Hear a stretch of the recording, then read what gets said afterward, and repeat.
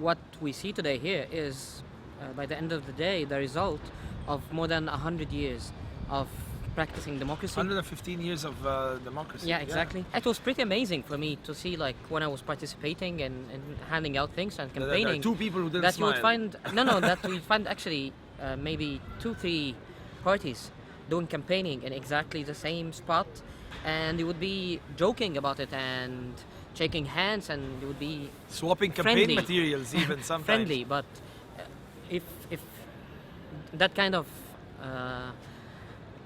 like having that many different political parties in one place in Egypt, that would be, I would say, recipe for disaster. Egyptian Social Democrats and the Free Egyptians Party, no, we've been in a coalition together. We have been inside the National Salvation Front together. Yes, we do have strong ideological differences, given that given economics and the free market or a regulated market.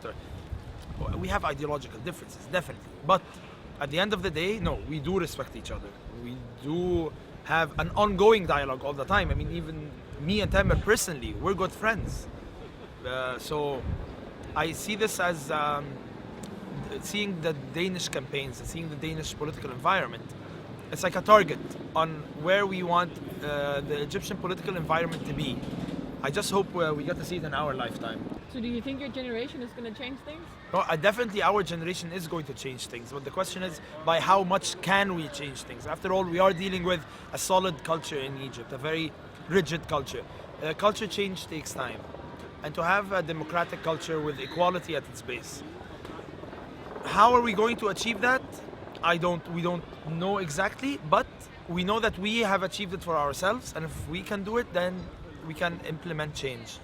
Yeah, the thing is, it's a great idea to start rooting it by making that kind of dialogue between young people from very different political parties, because when it starts at that early point of your life, it grows into some kind of a lifestyle, a democratic lifestyle. And I believe it's only when democracy becomes a lifestyle that you can really have a democratic society and democratic politics, if I might put it this way. I like the way you put it. I mean, democracy becomes a lifestyle. Yeah, that's exactly.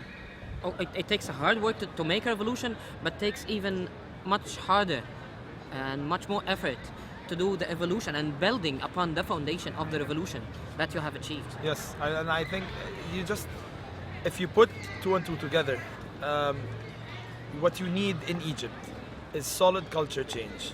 And you can only do that through improving economic circumstances and improving living standards, improving education, improving awareness. There's a whole lot of improvements that we need to make. And seeing the Danish political scene, I'm going to say this again, this is what we strive to achieve as a political environment. Yeah. So we have a lot of work to do when we get back. But by the end of the day, it's incremental. It's not something that you can achieve overnight, and you just have to have the heart and the willingness to do that. You have to know that it's not going to be an easy job, and nobody ever said it's an easy way. So if you choose to do that, you have to be prepared, and you have to exert extra effort. You have to walk the second mile, the extra mile, by the end of the day. And you have to be willing to campaign in the rain. I mean, Just we are. I mean, right now. We're not very used to the rain, but it's. But I mean, we should get used to campaigning in even worse situation, maybe. I think we've been through worse situations. I mean, I like the rain better than the tear gas we had in 2011. Oh yeah. So definitely. Yeah, I mean, if we can do it in the tear gas, we can do it in the rain. Well, good luck.